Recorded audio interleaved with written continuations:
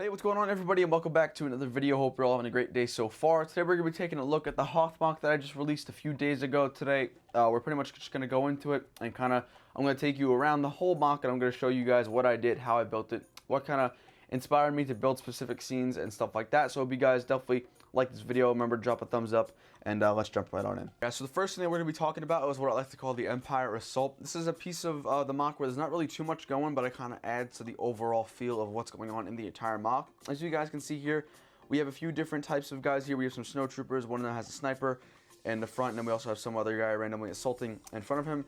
More notably, we do have Darth Vader in one of my favorite scenes in this entire MOC, where he's kind of force choking that rebel right there.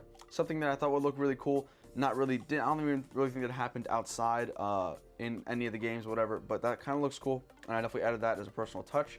Here we have a snowtrooper on like kind of a machine gun or a heavy blaster, I guess you could say, one that lays down suppressive fire, and he's obviously shooting in that direction over there.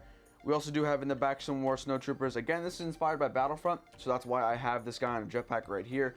Again, that is not in the movie, but again, that is in the game, so that's kind of why I added it. Up there we have one of those recon scout droids that is in the opening scene of The Empire Strikes Back, which is also in the game. And then we have some more snowtroopers moving up behind or farther behind Darth Vader. So next, guys, let's talk about one of my favorite areas, which is the first trench. Now this right here, you guys can see here the snowtrooper who is on that console. This is actually from the game. It's pretty much like a capture the flag mode, I guess you could say. Basically, every time you hold down one of those control points, an airstrike comes in, and you guys get to kind of succeed in the game, I guess you could say. So that's kind of inspired by that. You guys can see here there's a little control panel and like a computer. We also do have some more snowtroopers in the trench itself. We have 4 in the trench, one who is actually dead kind of over the trench itself. But really, this trench kind of got inspired by World War I. I did try and look at the game. I do have the game, so I was able to look at it and get as much information as I could. But I pretty much inspired it off of World War I trenches and stuff like that. So that's kind of where that came from. On the top, you guys can hear I do have some slanted slopes that act as kind of like a wall, I guess you could say, a little kind of above ground wall. And then in the trench, obviously, you have some more details, a few different types of pieces, some 1x1s, some tans, some grays, some circles, some whites, all that good stuff. Again, that kind of just adds to the overall feel, I guess you could say, of the trench, and I think it really looks good. Next thing we're going to be talking about is going to be No Man's Land. This is that kind of area between the two trenches. You guys can see here, we have some pretty cool detailing. Added a lot of different pieces, anything ranging from slopes to grays to tans to anything like that.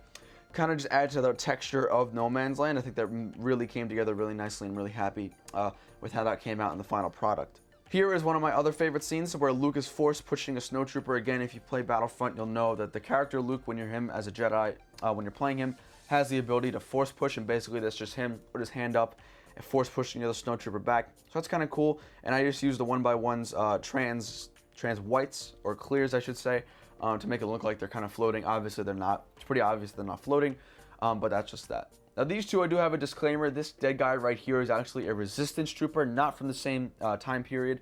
But I mean, I didn't really need importance. This really didn't have to be a specific rebel trooper from Hoth. Basically, he's just dead. You guys see blood everywhere and all that kind of good stuff. And then we also do have another one where there's a snowtrooper who's trying to vault over the trench, who is dead also. And then we also do have another resistance trooper who was supposed to be a rebel trooper, dead as well. Moving on to one of the last parts of the MOC, we have the second trench. This is the rebel trench. This is kind of like the last stronghold, the last line of defense for the rebels in this MOC. Right here we have a rebel snowtrooper with a custom-made rocket launcher. You guys can see here the rocket on the end. I think that came together pretty nicely. I kind of put that together at the last minute, but nonetheless, I think that looks really great. Moving on to his left, our right, is some more troopers in a tan. All the way back there, you guys can see here we have a little bit of a commander trooper. I don't even know if that's kind of accurate to the game, but I just felt like I wanted him. He really looks cool, and I kind of see him as a commander of the rebel troops. Again, we have another standard rebel trooper with a blaster. In the middle, kind of look as a sniper.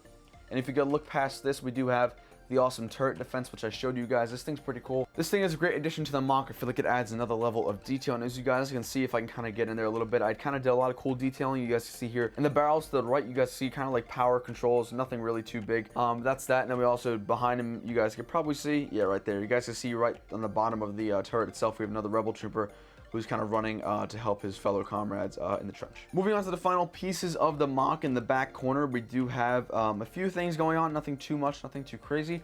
We do have 2 rebel troopers. One is with a custom minigun in the middle, kind of laying down suppressive fire over in the middle to the incoming Empire forces. And then the one to its right is just another standard rebel trooper with an AR, kind of just laying down fire. Again, kind of just resembling that last line, that last resort kind of feel, which is very similar in both the movie and the game. And over in the corner, we do have Han Solo right over there in the brown outfit. He's one of the heroes in the game. I'm not sure if he has that exact outfit on, but it was probably one of the closest that I could find to resemble him from the game. And then in that back corner, we do have some more supply crates, kind of just adding for the overall ambiance of the supply station and kind of the base that Hoth was. On the top, we do have a satellite dish, nothing too crazy. And then obviously the Easter egg for this MOC are these two guys right here, sunbathing, sun chilling. This guy's kind of just two random guys. These are actually from the Passport Lego kind of box, I guess, thing that came with a lot of Lego purchases.